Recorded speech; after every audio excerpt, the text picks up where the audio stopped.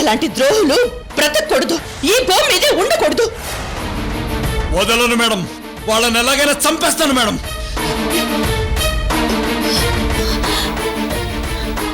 వాడి కోసం దిగులు పడుతూ టెన్షన్తో నువ్వు ఇలాంటి ఏదైనా చేసుకుంటావనే భయంతోనే నేను ఇక్కడికి వచ్చానమ్మా.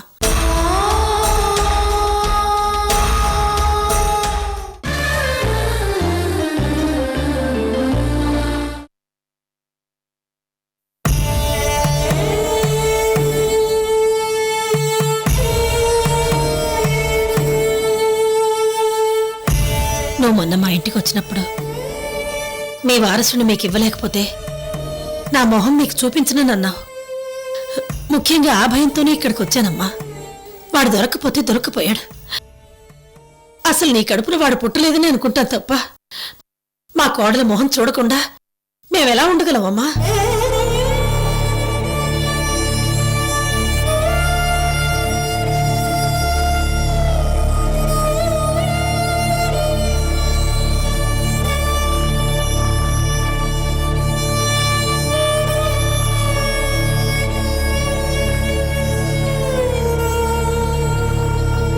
అలేఖ్య, నీకెంతో భవిష్యత్తుంది, ఎంతో వయసుంది. కొన్నిసార్లు కొన్ని పోగొట్టుకుంటాం. వాటికి కూడా ప్రిపేర్ అయి ఉండాలమ్మా.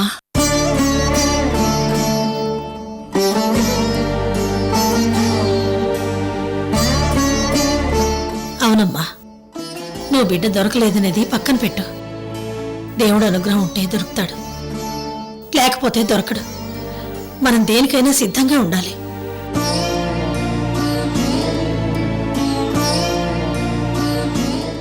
మా కోడలెప్పుడు మా కళ్ళ ముందు నవ్వుతూ తిరుగుతూ ఉండాలి.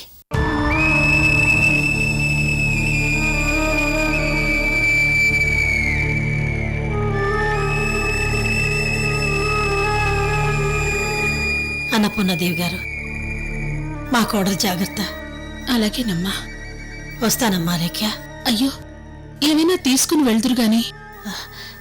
ఏం వద్దండి, మా కోడల్ని చూసుకోవడానికి వచ్చాను అంతే. వస్తానమ్మా. అలాగే అత్తయ్య. జాగ్రత్త అమ్మా.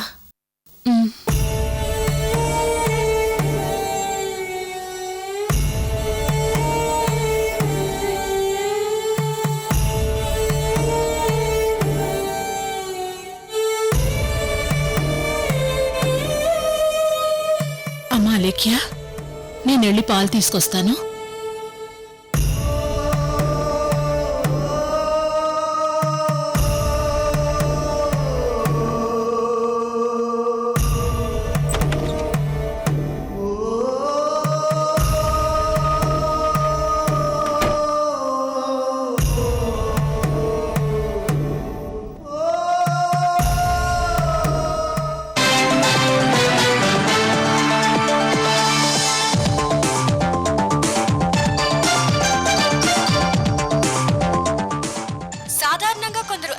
చేసే పని అక్కడ ఇప్పుడు ఒక ఇండియన్ చేశాడు. ఒక చిన్న పాపని కిడ్నాప్ చేసి కిరాతకంగా చంపేశాడు. అలా చంపేసిన వాడి పేరు ఎండమూరి రఘు. మానవత్వం వంట కలిసిన వేళ ఒక యువకుడు మృగంలా మారాడు. చిన్న పిల్ల అని కూడా చూడకుండా అతి కిరాతకంగా ఆ పసి ప్రాణాలు తీశాడు.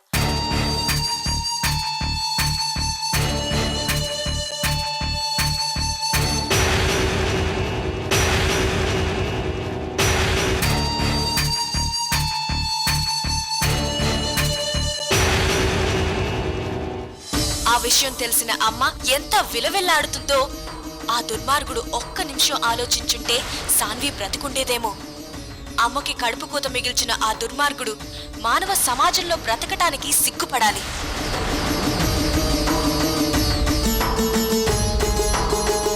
అటువంటి దుర్మార్గుల్ని బహిరంగంగా ఉరితీయాలంటూ మహిళలు పెద్ద పెట్టున ధర్నాలు చేస్తున్నారు.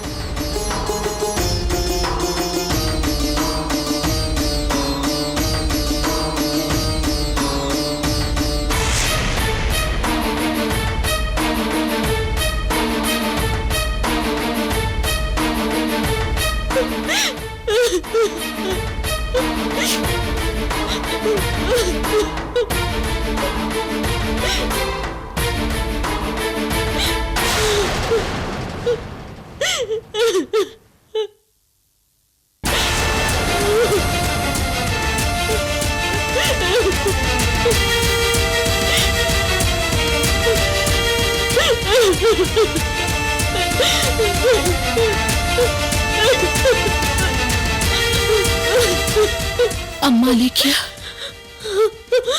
అమ్మా చూసావమ్మా, చూసావా ఆ దుర్మార్గుడు ఆ పాపని ఎంత దారుణంగా చంపేశాడో. అలా చేయడానికి వాడికి చేతులు ఎలా వచ్చాయమ్మా? పాపం, చిన్న పాపమ్మా, చిన్న పాప. దుర్మార్గుడమ్మా, వాడికి అసలు చేతులు ఎలా వచ్చాయి?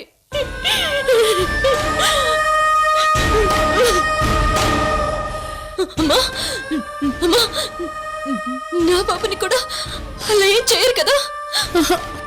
ఏం చెయ్యర్రా? మరెందుకమ్మా వాడు ఇంకా ఫోన్ చేయలేదు?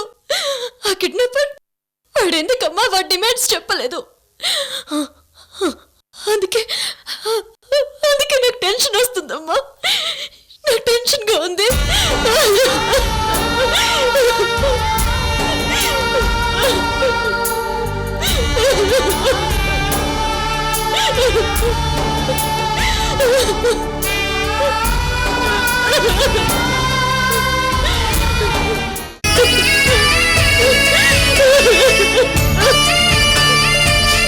అమ్మా, నా బాబు, నా బాబు, నా బాబు నాకు కావాలి, నా బాబు నాకు కావాలి.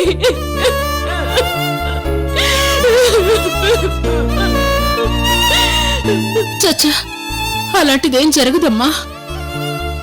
రా, కూర్చుందు గాని రా. అమ్మా లేఖ్య, కూర్చో.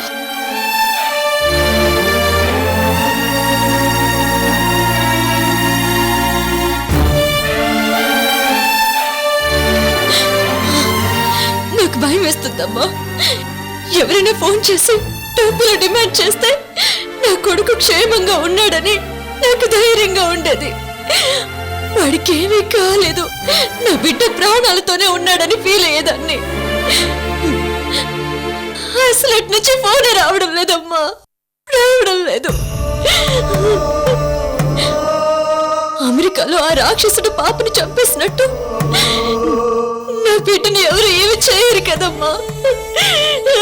బాధపడకమ్మా, ఏమీ చెయ్యరు. నువ్విలా బాధపడతావనే మీ అత్తయ్య గారు వచ్చి చెప్పి వెళ్ళారు.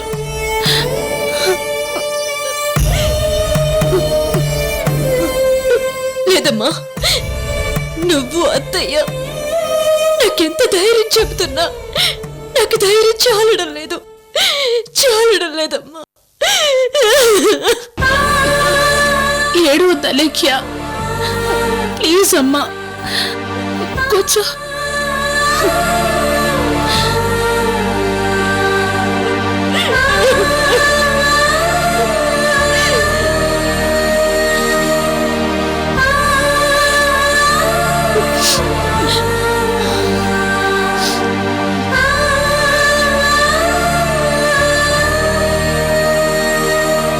అమ్మా, నేను ఒకసారి బాలాజీ నగర్లో ఉన్న మన ఇంటికి వెళ్ళొస్తాను. అక్కడుంటే నాకు కొంచెం మనశ్శాంతిగా అనిపిస్తుంది. నేను వస్తానమ్మా. వద్దమ్మా, వద్దు, నేను ఒక్కదాన్నే వెళ్ళాలి. నేను ఇలా బాధపడుతున్నానని డాడీకి చెప్పొద్దు, ఆయన అసలు తట్టుకోలేరు. అలాగేనమ్మా, వెళ్ళొస్తాను.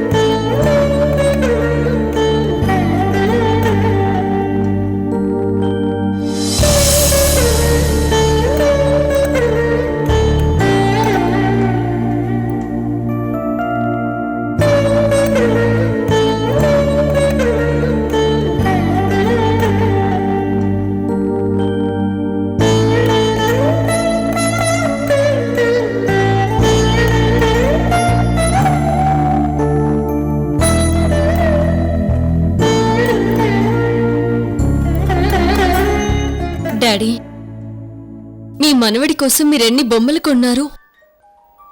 మీరు వాడితో ఆడుకోలేకపోయినా మీరు కొన్న బొమ్మలతోనైనా వాడు ఆడుకుంటాడేమో అన్న ఉద్దేశంతో కొన్నారేమో డాడీ.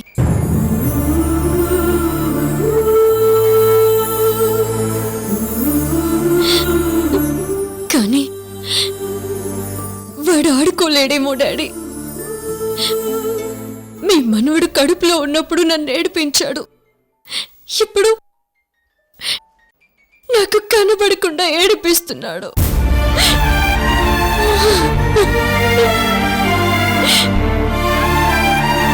వాడిని ఎప్పుడెప్పుడు చూద్దామా అని 10 నెలల నుంచి చూస్తున్నాను, కానీ చూడలేకపోయాను. వాడిని తలుచుకొని చివరికి నేనే ఇలా బొమ్మలా మిగిలిపోతానేమోనని భయం వేస్తుంది డాడీ, భయం వేస్తుంది.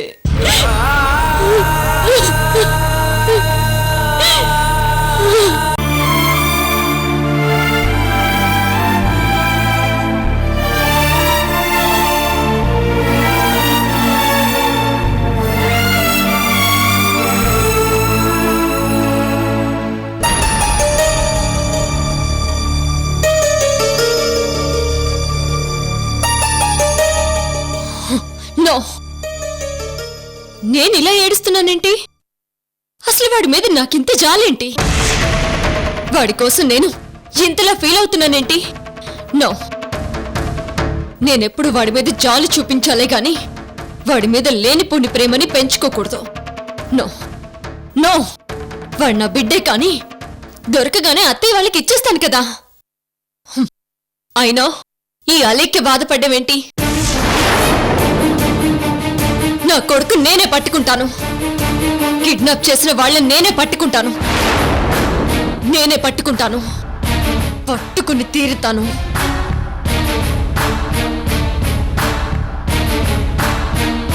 అమ్మా, తాగడానికి ఏమైనా తీసుకురమ్మంటారా? ఏమీ వద్దు. అలాగేనమ్మా. గౌరీ, ఏంటమ్మా? నువ్విక్కడ ఉండడం వల్ల ఇంట్లో అమ్మకి చాలా కష్టంగా ఉంది. నీకు తెలిసిన పని మనిషి ఎవరైనా ఉంటే తీసుకెళ్ళి ఇంట్లో పెట్టు. అయ్యో, మొన్నటి వరకు నా చెల్లెలు ఖాళీగా ఉండేదమ్మా. మొన్ననే పుట్టిన పిల్లోని చూసుకోవాలంటే మా చెల్లెని పంపించానమ్మా. పుట్టిన బాబుని చూసుకోవడానికా? ఎక్కడికి పంపించావు? శంషాబాద్ దగ్గరలో ఉన్న ఏదో గెస్ట్ హౌస్ అని చెప్పారమ్మా. ఎయిర్పోర్ట్ సైడే అనుకుంటానమ్మా. చాలా డబ్బులిచ్చి తీసుకెళ్లారమ్మా.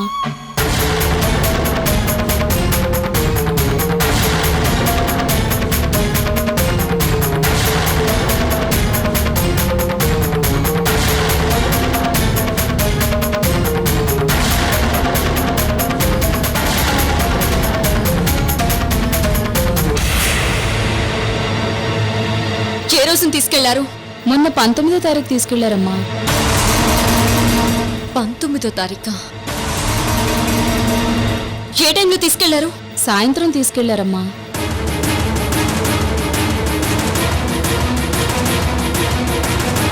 ఆ రోజే నా డెలివరీ కూడా అయ్యింది.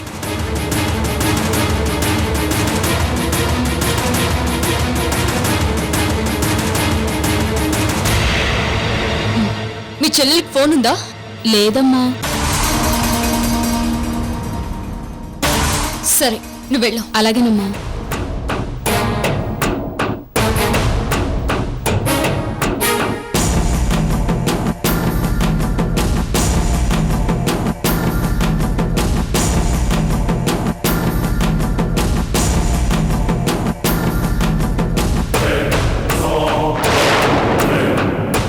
నా డెలివరీ ఉదయం అయింది.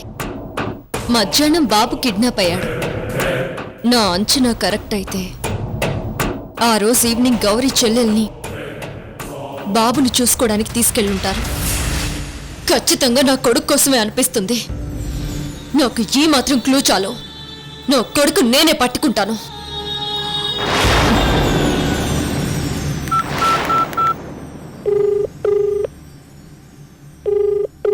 అక్క, నేను అలేఖ్యని. చెప్పలేఖ్య. నువ్వు అర్జెంటుగా బాలాజీ నగర్ లో ఉన్న మన ఇంటికి వచ్చి నన్ను పికప్ చేసుకో. ఎందుకు? మనిద్దరం అర్జెంటుగా ఒక చోటుకెళ్ళాలి. అలాగే.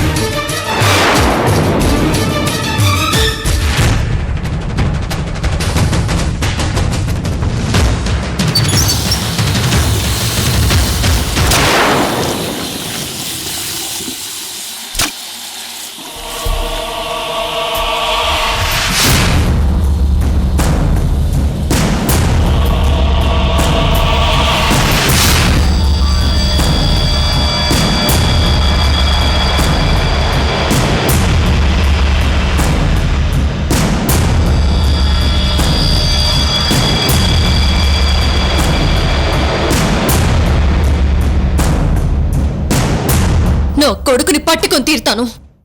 నా శత్రువుల్ని సమాధి చేస్తాను.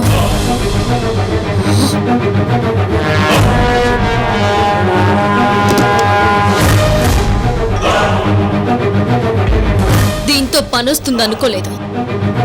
నా శత్రువు దొరకగానే నిర్దాక్షిణ్యంగా కాల్చి పారేస్తాను.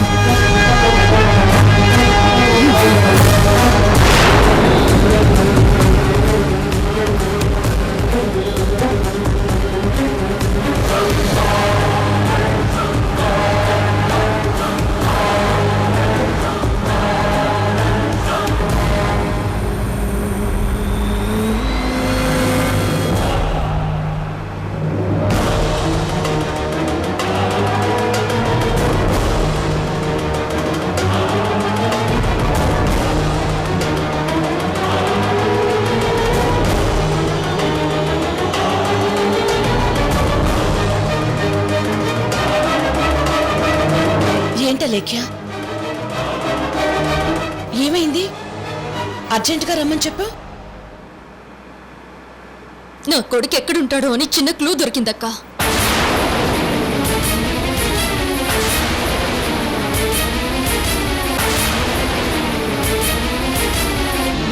నా కొడుకుని కిడ్నాప్ చేసిన వాళ్ళని ఎప్పుడప్పుడు నా చేతులతో ఫినిష్ చేద్దామని చాలా కసిగా ఉందక్క. వాళ్ళెవరో తెలుసుకునే అవకాశం వచ్చిందక్క.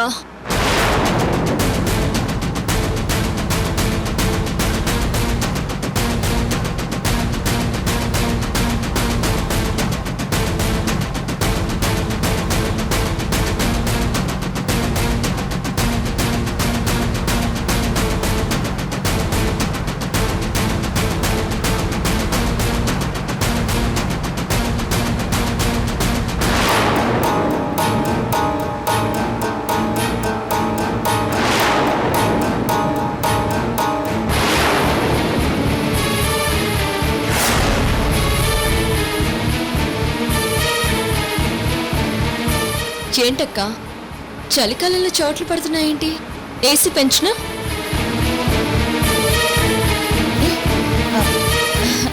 ఏం లేదా లేఖ్య, ఈ రోజేంటో బాడీ కొంచెం వేడిగా ఉంది.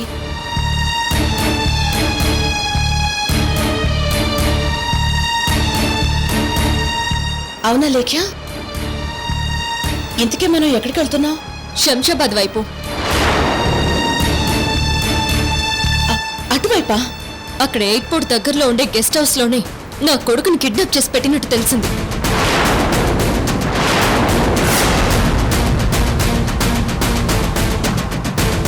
అక్కడే ఉంటాడని నీకెలా తెలుసు? మా ఇంటి పని మనిషి చెప్పింది. నా కొడుకు పుట్టినరోజే ఆ సాయంత్రమే అప్పుడే పుట్టిన బాబుని చూసుకోవాలని ఎవరో తన చెల్లెల్ని తీసుకెళ్లారట. శంషాబాద్ వైపు ఉన్న గెస్ట్ హౌస్ అని చెప్పారు కానీ ఎక్కడో ప్లేస్ చెప్పలేదు. నేను ఎంక్వైరీ చేస్తే ఆ సైడ్ 5 గెస్ట్ హౌస్లున్నాయట. అందులో ఒక గెస్ట్ హౌస్ లో మాత్రం గ్యారంటీగా నా కొడుకుంటాడని నాకెందుకు అనిపిస్తుందక్క.